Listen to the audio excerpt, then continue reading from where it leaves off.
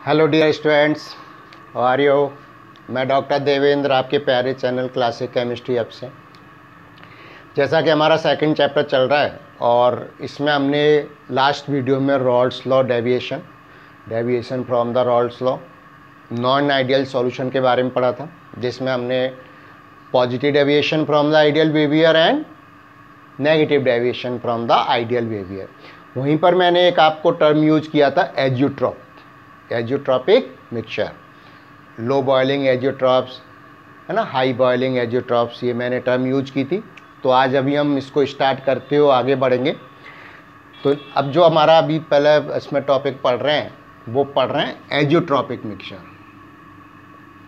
Azeotropic mixture क्या होते हैं, ठीक है। तो एक तरह से देखा जाए, हमने जो भी आइडियल नॉन आइडियल सॉल्यूशंस पढ़े वो भी एक तरह से क्या है, मिक्सचर ही है। जैसे Rawls law for solution of liquid into liquid जो पढ़ा हमने, ठीक है। तो वो क्या है, मिक्सचर ही एक तरह से, क्योंकि उसमें अपन टू लिक्विड्स को क्या कर रहे हैं, मिक्स कर रहे हैं, ठीक। तो एजियोट्रॉपिक मिक्सचर क्या होता है? एजियोट्रॉपिक मिक्सचर वो है mixture of two liquids which is boils at a fix temperature, यानी वो आपके एक ही टेम्परेचर पर बॉयल होगा। और एक प्योर लिक्विड होता है, उसको हम जानते हैं ना, क्या होगा, लिक्विड और वेपर फेज में कंपोजिशन क्या होगा, सेम होगा, कंपोजिशन चेंज नहीं होता। जैसे मान लीजिए पानी है, एक सिंगल लिक्विड है, अगर हम उसको बॉयल करेंगे तो क्या बनेंगे, वाटर वेपर्स बनेंगे। तो उसमें जो हाइड्रोजन और ऑक्सीजन का कंपोजिशन है वो क्या रहेगा, चेंज थोड़ी होगा, वो वेपर्स में वही रहेगा। तो इसी तरह से हम देखते हैं यहाँ पर कि azeotropic mixture.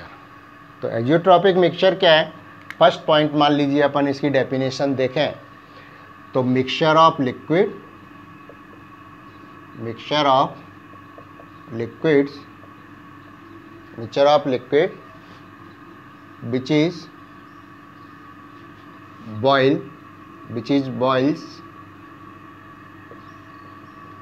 which is boils at a definite और कह सकते हैं फिक्स टेम्परेचर। और जब फिक्स टेम्परेचर बॉयल हो रहा है तो इसका मतलब क्या हो गया, it is act as a single liquid या प्योर लिक्विड। जो मिक्सचर है वो किस तरह से एक्ट कर रहा है, प्योर लिक्विड की तरह एक्ट कर रहा है, ठीक है। Fix temperature means it is act as pure liquid। Pure liquid हम कब कहते हैं, जब उसका लिक्विड और वेपर फेज गैसियस स्टेट में कंपोजिशन सेम होता है, वो चेंज नहीं होता, तभी वो क्या कहलाता है, प्योर लिक्विड कहलाता है। यानी ये मिक्सचर होते भी क्या कर रहा है, एज ए प्योर लिक्विड अगर एक्ट कर रहा है, that is called the azeotropic mixture. अपन ने क्या लिखा, mixture of liquids which is boil at the definite fix temperature means it act as a pure liquid, ठीक है। और इसका मतलब क्या हो गया, एजियोट्रॉपिक मिक्सचर दूसरा हम क्या कह सकते हैं कि mixture of liquid having same composition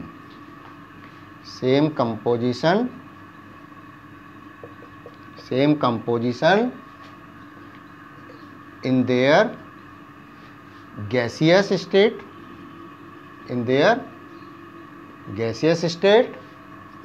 as well as in liquid state। यानी उसका आपके गैसियस और लिक्विड स्टेट में सेम कंपोजिशन होता है, वो क्या कहलाता है, हमारा एजियोट्रॉपिक मिक्सचर। अब आपने देखा होगा, मैंने इसको वहाँ पर भी किया था, उसमें भी पहले भी लास्ट वीडियो में आपको बताया था लो बॉइलिंग और हाई बॉइलिंग। तो वो अपन देख लेते हैं यहाँ पर। तो ये टू टाइप्स के होते हैं एजियोट्रॉपिक मिक्सचर। तो टाइप्स ऑफ एजियोट्रॉपिक मिक्सचर देखते हैं, ये डेफिनेशन आप कॉपी कर लीजिए। अब देखिए अपन इसका टू टाइप्स होते हैं।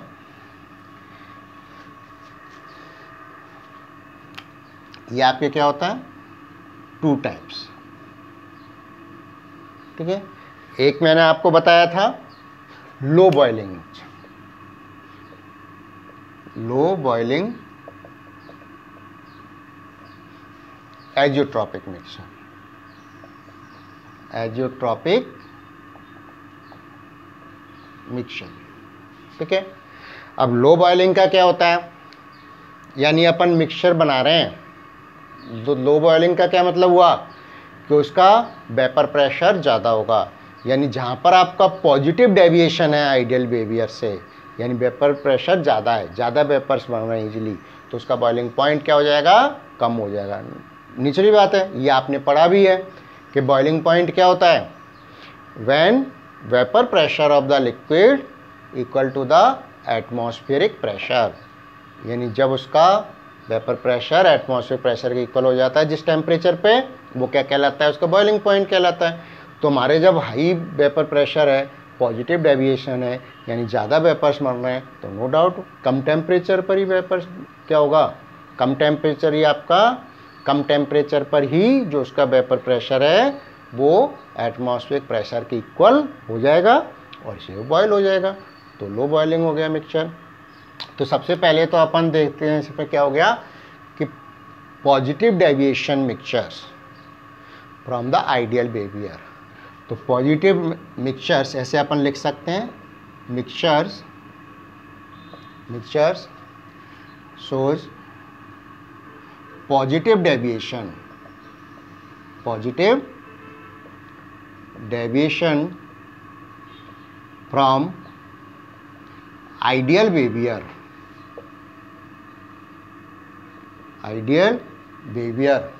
ठीक है, हैविंग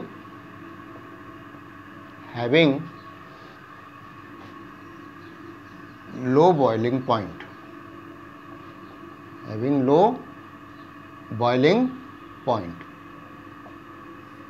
और लो बॉइलिंग पॉइंट से मतलब क्या है कि जो 2 लिक्विड्स अपन मिलाएंगे इसमें, उनके बॉइलिंग पॉइंट से सेपरेटली, ईच के बॉइलिंग पॉइंट से जो मिक्सचर का बॉइलिंग पॉइंट है वो क्या होगा, कम होगा। ठीक है, तो अपन क्या लिख सकते हैं, लो बॉइलिंग का क्या मतलब है कि बॉइलिंग पॉइंट, अभी मैं एग्जांपल लेके आपको बता दूंगा, boiling point of mixture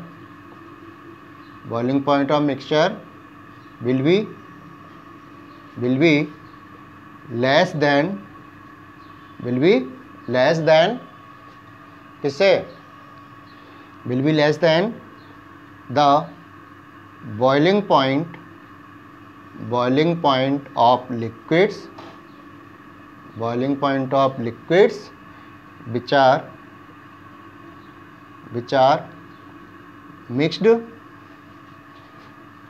mixed to each other, जिनको अपन मिक्स कर रहे हैं ना, उनके बॉइलिंग पॉइंट से हमेशा मिक्सचर का बॉइलिंग पॉइंट कम है, इसका मतलब क्या हो गया, वो लो बॉइलिंग एजियोट्रॉपिक मिक्सचर होगा।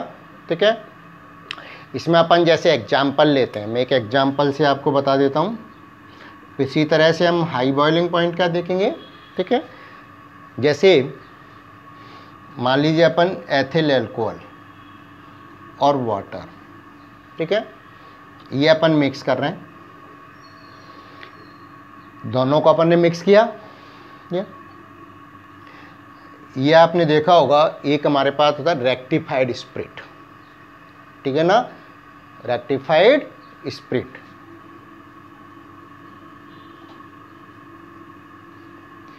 एक तो होती है एब्सोल्यूट प्योर, और रेक्टिफाइड होती है ना, उसमें क्या होता है 95.57 होता है, कई जगह अपन इसको क्या लिख लेते हैं 95.6% एथिल अल्कोहल। यानी जो ये मिक्सचर होता है ना रेक्टिफाइड, इस पर यही एजियोट्रॉपिक मिक्सचर है, इसमें क्या होगा आपकी कंपोजिशन 95.6% तो एथिल अल्कोहल, और बाकी का क्या बचा, कितना बच गया 4.4%, ये क्या हो गया, वाटर हो गया। ठीक है, तो ये क्या हुआ, एथिल अल्कोहल और वाटर का मिक्सचर हो गया एजियोट्रॉपिक मिक्सचर। अब देखिए लो बॉइलिंग किस तरह से होता है। मान लो अगर अपन इनके बॉइलिंग पॉइंट्स देखें तो वाटर का तो बॉइलिंग पॉइंट कितना होता है 373 केल्विन, लेकिन अगर एल्कोहल का बॉइलिंग पॉइंट आप देखें तो एल्कोहल का जो बॉइलिंग पॉइंट होगा वो आपके होता है कितना होता है। एल्कोहल का बॉइलिंग पॉइंट आप देखेंगे तो ये आपका होता है 351.3 केल्विन। ये क्या है एल्कोहल का बॉइलिंग पॉइंट है, ठीक है। अभी ये क्या बना एज़ोट्रॉपिक मिक्सचर बना, तो इन दोनों से इसका क्या होगा मिक्सचर का कम होगा। यानी अगर अपन एज़ोट्रॉपिक मिक्सचर देखें तो इसका जो बॉइलिंग पॉइंट होता है 351.1 केल्विन, तो कम हो गया ना। तो इस तरह से आप देखेंगे तो ये आपके देख क्या हो गया लो बॉइलिंग हो गया। इन दोनों से इसका बॉइलिंग पॉइंट कम है तो हम क्या कहेंगे इसको लो बॉइलिंग। और बॉइलिंग पॉइंट कब कब होगा जब पॉजिटिव डेविएशन होगा आइडियल बिहेवियर से, यानी वेपर प्रेशर ज़्यादा होगा, ठीक है ना। मिक्सचर का वेपर प्रेशर सेपरेट जो लिक्विड हैं उनके वेपर प्रेशर से ज़्यादा होगा, यानी इनमें जो फोर्स ऑफ अट्रैक्शन होगा सॉल्यूशन में वो कम हो जाता है। ये हमने पढ़ा ही था, पॉजिटिव डेविएशन पर पढ़ चुके हैं, ठीक है। इसी तरह से हम हाई बॉइलिंग पॉइंट एज़ोट्रॉपिक मिक्सचर देख लेते हैं, ठीक है। हाई बॉइलिंग पॉइंट एज़ोट्रॉपिक मिक्सचर कैसे होगा, इसका रिवर्स हो जाएगा। इसी तरह से हम एग्जांपल्स लेंगे, ठीक है। तो नेक्स्ट सेकंड पॉइंट अपना क्या रहेगा, second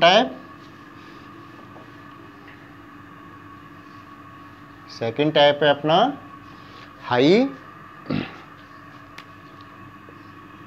high boiling point, high boiling azeotropic mixture, high boiling azeotropic mixture. High boiling azeotrope का क्या मतलब हो गया कि बॉइलिंग पॉइंट ज़्यादा हो गया, यानी मिक्सचर का बॉइलिंग पॉइंट जो अपन लिक्विड्स मिला रहे हैं उनके बॉइलिंग पॉइंट से ज़्यादा होगा, पहली चीज़, ठीक है।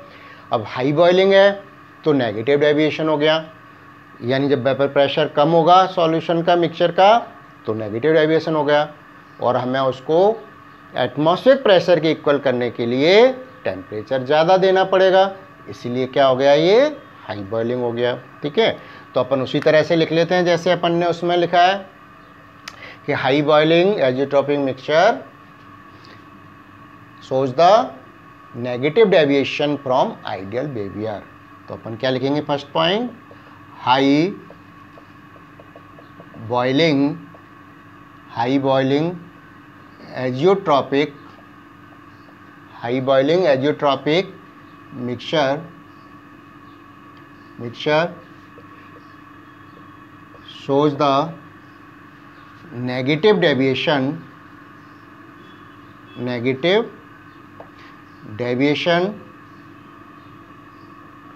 from ideal behavior, यानी आइडियल बिहेवियर से क्या शो करेगा नेगेटिव डेविएशन शो करेगा। अब क्या होगा जब नेगेटिव डेविएशन शो कर रहा है तो इसका मतलब क्या है हाई बॉइलिंग पॉइंट हो गया। तो सेकंड पॉइंट पर अपन क्या लिख सकते हैं कि boiling point of mixture will be more than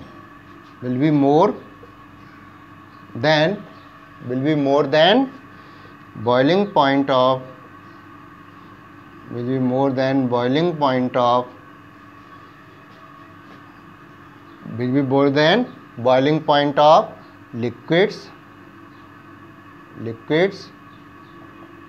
which are mixed to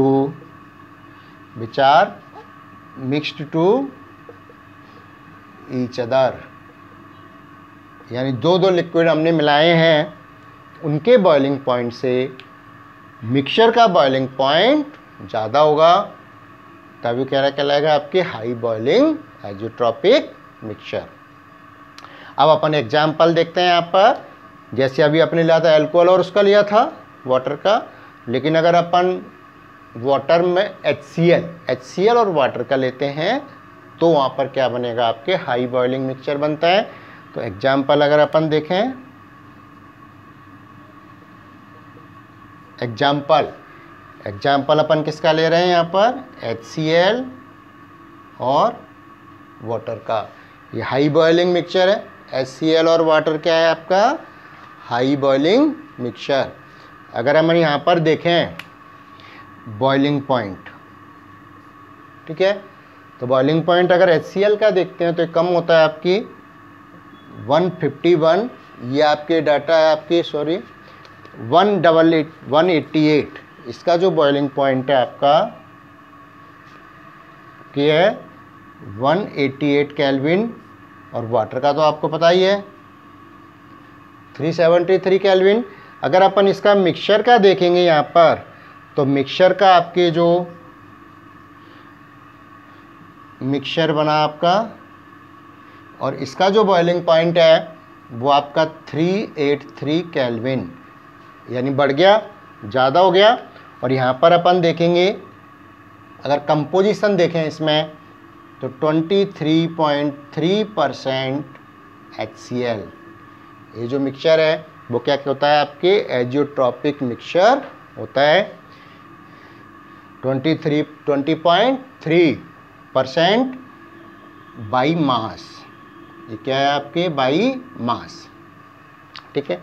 तो जो मिक्सचर बनेगा जिसमें कि 20.3% बाई मास HCl होगा, वो क्या आपको एजियोट्रॉपिक मिक्सचर होता है। और उसका बॉइलिंग पॉइंट कितना हो गया, 383। तो अगर यहाँ पर आप देखो तो इन दोनों के बॉइलिंग पॉइंट से ये ज़्यादा हो गया, इसलिए हमारा क्या हुआ, हाई बॉइलिंग एजियोट्रॉपिक मिक्सचर।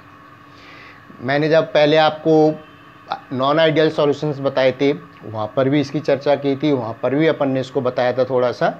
बाकी के अपन एग्जाम्पल के साथ इसको इस तरह से एक्सप्लेन कर सकते हैं, ठीक है।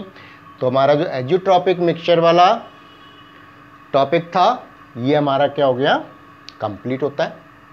अब हम एक नया टॉपिक कॉलिगेटिव प्रॉपर्टीज़ का बेसिक थोड़ा सा यहाँ पर स्टार्ट कर रहे हैं आज। बाकी का डिटेल अपन नेक्स्ट वीडियो में पढ़ेंगे। तो अपन देखते हैं next topic as colligative properties.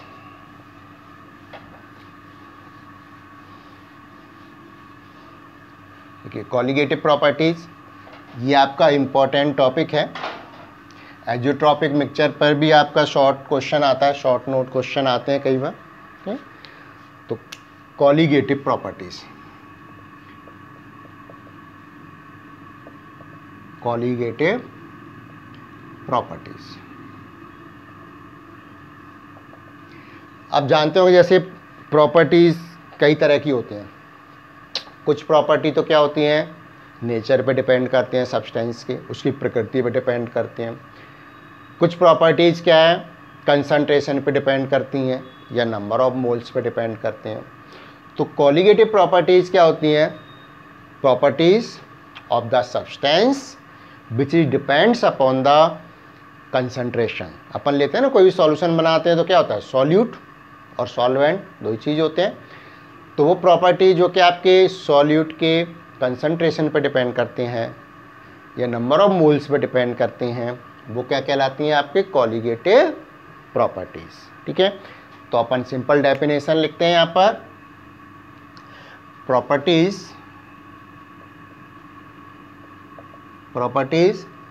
Depends upon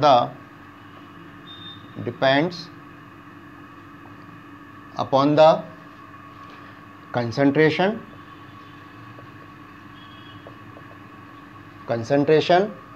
और इसी में अपन क्या कह सकते हैं, concentration, number of moles,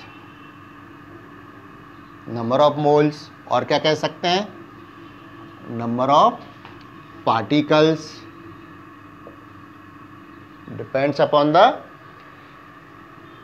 concentration, number of moles, number of particles, not on nature of substance, not on nature of substance. और नेचर ऑफ अपन कह सकते हैं नेचर ऑफ सॉल्यूट। किस पे डिपेंड करते हैं? कंसंट्रेशन पे डिपेंड करते हैं, ना कि नेचर पे डिपेंड करते हैं। उन प्रॉपर्टीज को अपन क्या कहते हैं? Colligative properties. ये तो अपनी सिंपल डेफिनेशन हुई। अब इसका एप्लीकेशन पार्ट, कहाँ कहाँ पर अपन इसको यूज कर सकते हैं वो अपन देखेंगे। 4 टाइप्स के आपके एप्लीकेशन पार्ट है इसमें, जहाँ अपन यूज कर सकते हैं इसको, ठीक है। और अपन वहाँ पर एक्सप्लेन भी करेंगे, बताएंगे कि हाँ भाई ये कॉलिगेटिव प्रॉपर्टीज़ है। तो हम यहाँ पर आपके 4 टाइप्स की कॉलिगेटिव प्रॉपर्टीज़ पढ़ेंगे।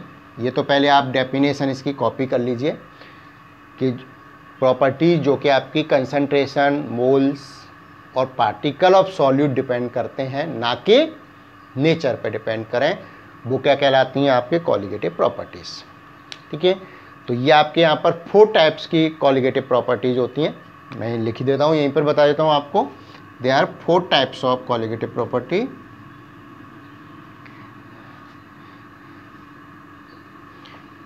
Four types of colligative properties जो आपके सिलेबस में है, वो अपन देखेंगे।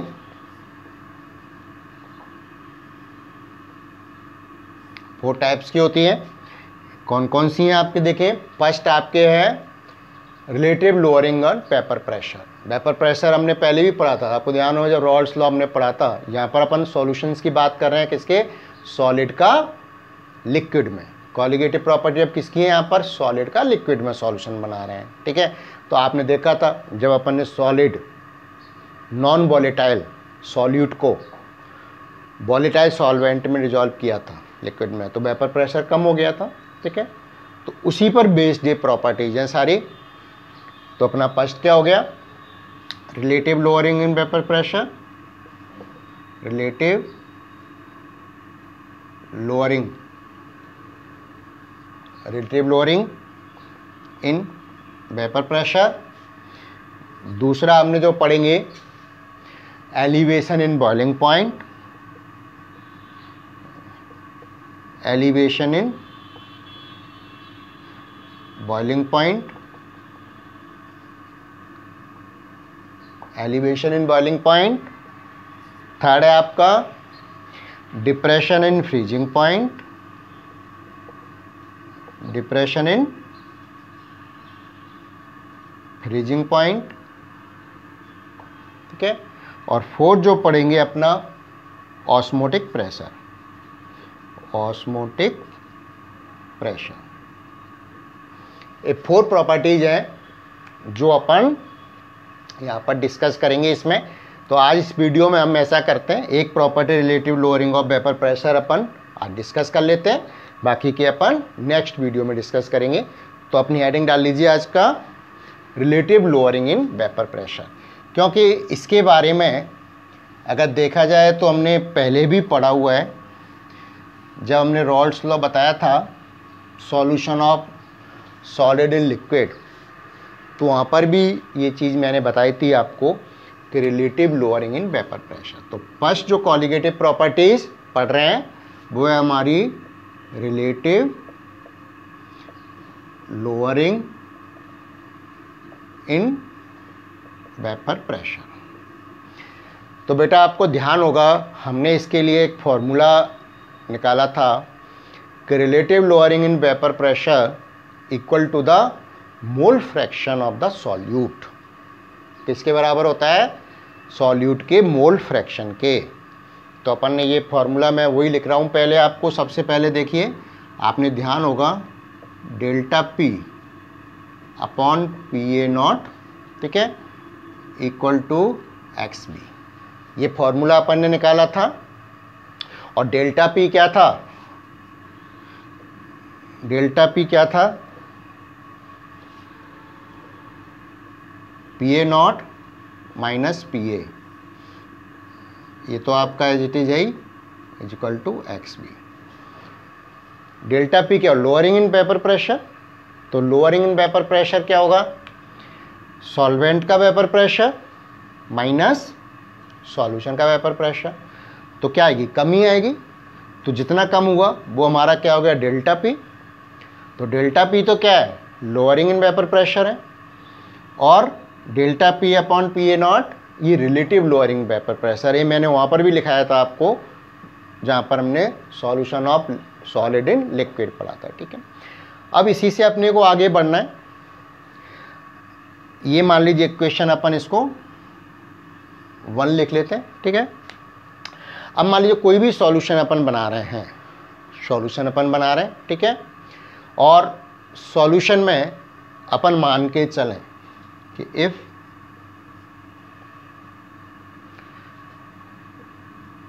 डब्ल्यू ए, या अपन ऐसे कर लेते हैं डब्ल्यू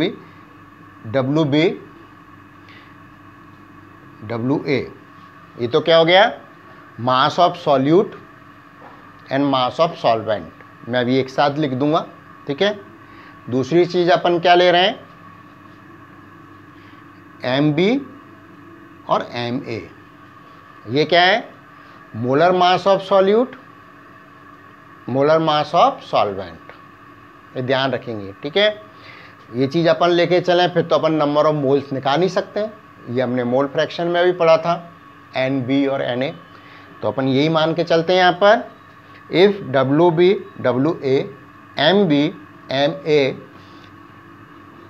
आर द, क्या है आपके, मास ऑफ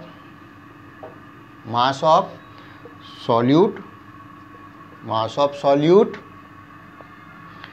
एंड सॉल्वेंट। ठीक है, mass of solute, solvent, molar mass of solute and solvent respectively. इनको अच्छी तरह से ध्यान रखेंगे क्योंकि ये टर्म अपन आप आगे यूज करेंगे अपन। तो डब्ल्यू ए और डब्ल्यू बी तो क्या हो गया, मास हो गए, गिवन वेट हो गया कितना अपन डिजॉल्व कर रहे हैं, और एम बी और एम ए क्या है, मोलर मास है इनके, किनके, सॉल्यूट और सॉल्वेंट के। ठीक है, अब अपन क्या करें, इक्वेशन 1 को अपन किस तरह से लिख सकते हैं, ठीक है ना, फ्रॉम इक्वेशन 1 किस तरह से लिख सकते हैं, देखिए पी ए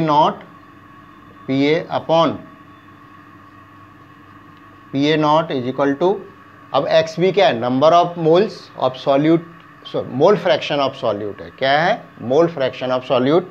तो अपन इसको क्या लिख सकते हैं, number of moles of solute upon number of moles of solute, number of moles of solvent लिख सकते हैं, क्योंकि यही हमारा क्या होगा, मोल फ्रैक्शन होगा। ये हम पहले पढ़ चुके हैं क्योंकि अपने को मालूम है X B is equal to N B upon N B plus N A. ठीक है ना, ये इक्वेशन आप 2 मान लीजिए।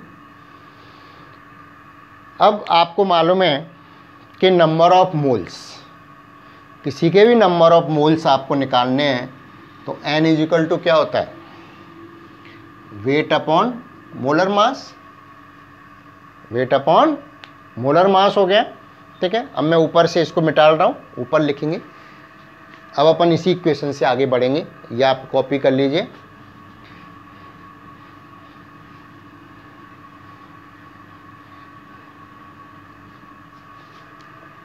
अगर इससे अपन देखें यहाँ पर तो क्या होगा, मैं इधर लिख देता हूँ,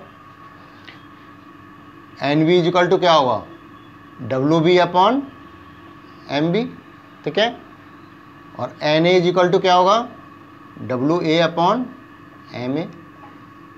क्लियर, वैल्यू अपन पुट कर देते हैं इसमें, इक्वेशन में वैल्यू किस में, 2 में। Put the value of N A N B in equation 2, क्या लिखेंगे, put the value of N B and N A in equation 2। ठीक है, तो रखिए क्या हो जाएगा, P A not P A is equal upon P A not is equal to, अब रखिए वैल्यू आप, क्या हुआ W B upon M B on W B M B plus W A upon M A. ठीक है, अब देखिए for the very dilute solution, अगर हम यहाँ पर देखें for very dilute solution, solution अगर आपके बहुत डाइल्यूट है तो क्या होगा, जो number of moles of solute हैं वो बहुत कम होंगे, तभी तो डाइल्यूट कहेंगे। सॉल्यूशन क्या हो गया, W B M B is very less than W A upon M A. ठीक है, डाइल्यूट सॉल्यूशन के लिए हो गया। So W B upon W B upon M B can be neglected in the denominator. तो अपना क्या हो जाएगा, मैं इसको मिटा रहा हूँ, नीचे कॉपी कर लिया होगा आपने, देखिए so W B upon M B, यहाँ पर एक्चुअली देखा जाए तो अपन क्या निकाल रहे हैं, मोलर मास निकाल रहे हैं, किसका, सॉल्यूट का। ठीक है, तो W B upon M B can be neglected in the denominator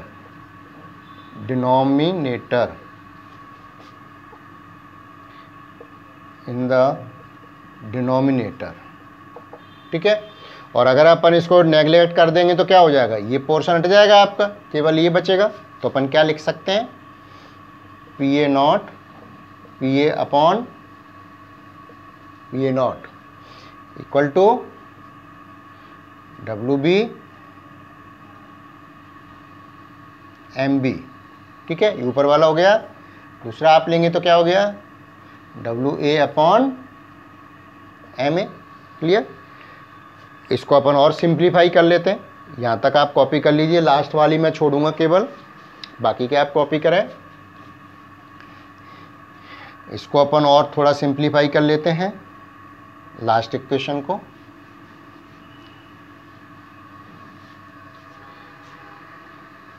क्या होगा आपके, देखेंगे इसको तो देखिए, P A not P A upon P A not equal to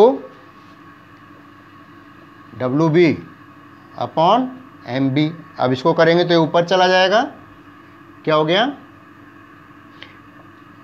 M A, और नीचे आपके क्या रह गया, डब्ल्यू ए। ये हो गया ना। और इससे अपन क्या निकालते हैं, ये न्यूमेरिकल भी आपका आता है इस पर, एम बी। तो एम बी क्या हो गया, देखिए molar mass of the solute. M B क्या है, ये आपका molar mass of solute, molar mass of solute क्या हो जाएगा, देखिए अपने को ये है तो ये तो ऊपर पहुंच गया, और ये क्या जाएगा, नीचे आ जाएगा, यानी आपका क्या हो गया, ये तो ऊपर गया, यानी अपन इसको क्या लिख लें, पी ए नॉट अपॉन, ये नीचे आ जाएगा, पी ए नॉट पी ए। ठीक है ना, ये ऊपर गया तो ऊपर आपके क्या आ जाएगा, यहाँ पर देखेंगे आप डब्ल्यू बी। ठीक है, ऊपर आप W B M A upon, अगर आप देखेंगे तो ये तो हो गया W B upon into M A. ठीक है, और नीचे क्या बच गया, डब्ल्यू ए। क्लियर, तो इस तरह से आप देखेंगे ये फॉर्मूले से आप क्या निकाल सकते हैं, molar mass of the solute, यानी सॉल्यूट का मोलर मास निकाल सकते हैं। और इसीलिए आपके क्या है, अपन मोलर मास निकाल रहे हैं सॉल्यूट का, तो ये आपके क्या हो गया, कॉलीगेटिव प्रॉपर्टी, यानी मास निकाल रहे हैं, कंसंट्रेशन हो गया। ठीक है, तो ये क्या आपका कॉलीगेटिव प्रॉपर्टी अब मैं एक थोड़ा छोटा सा एक न्यूमेरिकल है वो इस पर मैं आपको बता देता हूँ, और बाकी के आप करके देखेंगे इसी फॉर्मूले पर बेस्ड। एक न्यूमेरिकल है वो आप नोट करिए। न्यूमेरिकल क्या है देखिए, न्यूमेरिकल अपन लिखते हैं इस पर based relative lowering on vapour pressure. लिखिए न्यूमेरिकल क्या कह रहा है, देखिए vapour pressure of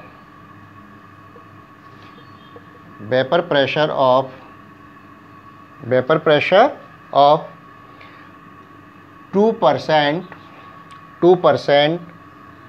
aqueous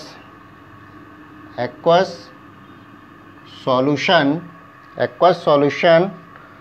of a non-volatile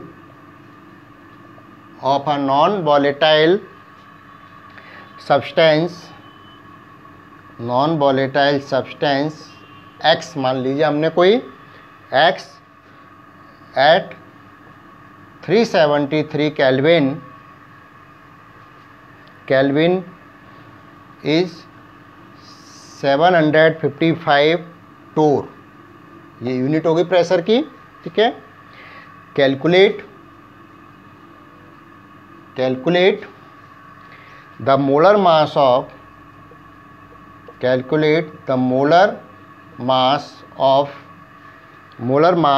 of the solute if vapor pressure of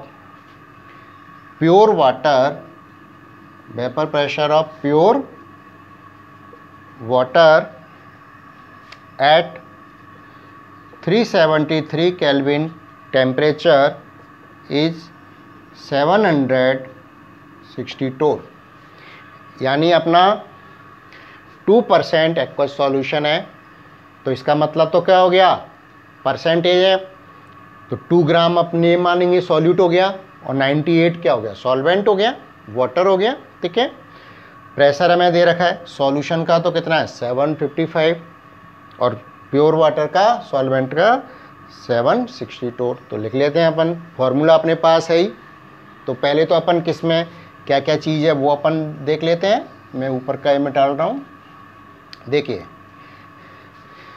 अगर यहाँ पर अपन सबसे पहले अलग अलग कर लेते हैं कि हमें क्या दिया हुआ है, ठीक है। अगर हम यहाँ पर देखें, सबसे पहले देखो 2, तो 2% है, इसका मतलब क्या हो गया कि जो भी आपके पास X सॉल्यूट है वो तो क्या हो गया 2 ग्राम हो गया, और ये किसके बराबर है, WB के बराबर हो गया। अगर अपन देखें सॉल्वेंट का मास देखें यानी WA, तो वो कितना हो गया 100 - 2, क्योंकि 2 तो आपके क्या हो गया सॉल्यूट हो गया, तो ये क्या हो गया 98 ग्राम हो गया, ठीक है। अगर यहाँ पर आप MA देखें तो वाटर है सॉल्वेंट, तो क्या हो गया 18 ग्राम हो गया, इसका 18 ग्राम ही तो होगा मोलर मास। और MB ये तो हमें निकालना है, मोलर मास ऑफ सॉल्यूट। और देखिए क्या दिया हुआ है, अगर अपन PA0 यानी vapour pressure of pure solvent, ये दिया हुआ है हमें कितना 760 टोर, और सॉल्यूशन का भी दिया हुआ है हमें कितना दिया हुआ है 755, ठीक है। तो अपन निकाल सकते हैं फॉर्मूले में रख के, क्या होगा देखिए यहीं पर रखिए आप, इसमें MB अपने को निकालना है, तो MB = PA कितना है 760 अपॉन PA0 माइनस PA0 का तो आ गया ना 760, और ये कितना हो जाएगा 760 माइनस 755, ठीक है। इसके बाद आप देखेंगे WB 2 ग्राम, MA मोलर मास 18 सॉल्वेंट का, अपॉन WA 98 ग्राम, वाटर का वेट सॉल्यूशन में इसको सॉल्व करेंगे, सॉल्व करके आप देखिए इसको, ठीक है। और ये आपका कितना आता है 50, ये सॉल्व करके आप देखेंगे 55.8 ग्राम पर मोल। मोलर मास ही तो है, मोलर मास किस में होगा, ग्राम पर मोल में आएगा। तो इस तरह से अगर आपको कोई न्यूमेरिकल दिया हुआ है तो आप ये फॉर्मूले से उसका मोलर मास निकाल सकते हैं। और इसीलिए 21 में आप देखेंगे कि अपने को कोई भी अपन करेंगे आगे, 4 तरह की मैंने आपको क्वालिटेटिव प्रॉपर्टी बताई, सभी में अपन क्या है उनका मोलर मास निकालते हैं। और ये इंडिकेट करता है कि ये आपकी क्या है क्वालिटेटिव प्रॉपर्टी है। तो इसको आप एक बार रिवाइज कर लीजिए, थोड़ा ज़्यादा हो गया इसमें आपकी वीडियो में। आप देखेंगे इसमें फर्स्ट प्रॉपर्टी मैंने आपको बता दी है, रिलेटिव लोअरिंग वेपर प्रेशर। किसी भी तरह की कोई प्रॉब्लम आए या न्यूमेरिकल इस पर बेस आप प्रैक्टिस करेंगे, नहीं आता है तो आप कमेंट बॉक्स में मेरे को बता दें, मैं उसको सॉल्व करके भेज दूंगा, ठीक है। क्योंकि यहाँ पर हम लिमिटेड ही प्रॉब्लम्स ले सकते हैं, सिलेबस को भी हमें लेना होता है, ठीक है। बाकी अगर कोई प्रॉब्लम आ रही है तो आप बता सकते हैं। नेक्स्ट वीडियो में अपन इसकी जो मैंने सेकंड प्रॉपर्टी आपको बताई थी qualitative property, elevation in boiling point, उसके बारे में डिस्कस करेंगे। Thank you very much.